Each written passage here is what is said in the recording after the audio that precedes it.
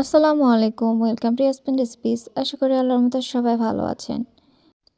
ইফতারিতে এমন মজাদার পিঠা খেতে অবশ্যই আপনাদের ভালো লাগবে। তাই ভাবলাম এই রেসিপিটি আপনাদের সাথে শেয়ার করি। আমি একটা পাত্রে ১ কাপ চালের গুঁড়ো, ১ কাপ ময়দা নিয়েছি বা আটাও ইউজ করতে পারেন। এর মধ্যে দিয়েছি স্বাদমতো লবণ। ভালোভাবে মিশিয়ে নেওয়ার পরে আমি এখানে ২ চামচ গুঁড়ো দুধ, 1/4 কাপ গ্রেট করা নারিকেল দিয়েছি এবং ৩ চামচ গুড় দিয়েছি।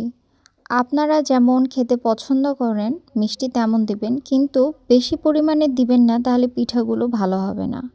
যেহেতু আমি এটা ভাপা চিতই বানাচ্ছি, তো পরিমাণ মতো মিষ্টিটা দিতে হবে, নাহলে ছিটকে ধরবে বা বেশি আঠালো হয়ে যাবে। তো আমি এখানে নর্মাল পানি দিয়েই ব্যাটারটা বানিয়ে নিয়েছি, অল্প পরিমাণে পানি দিয়ে বানিয়েছি এবং ২ চামচ তেল দিয়ে আবারও ব্যাটারটা ভালোভাবে মিক্সড করে নিয়েছি। আমি একটা পাত্রে পানি গরম করতে দিয়ে তার মুখটা কাপড় দিয়ে বেঁধে দিয়েছি।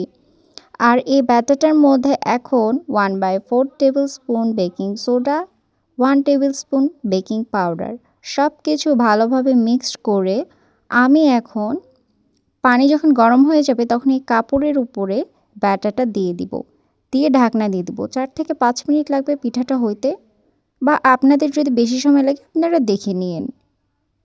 এবারে রোজা হালকা শীতের মধ্যেই থাকছে, সেহেতু আমি এই পিঠা রেসিপিটি আপনাদের বানিয়ে দেখালাম। তো কেমন হয়েছে রেসিপিটি আপনারা অবশ্যই জানাবেন।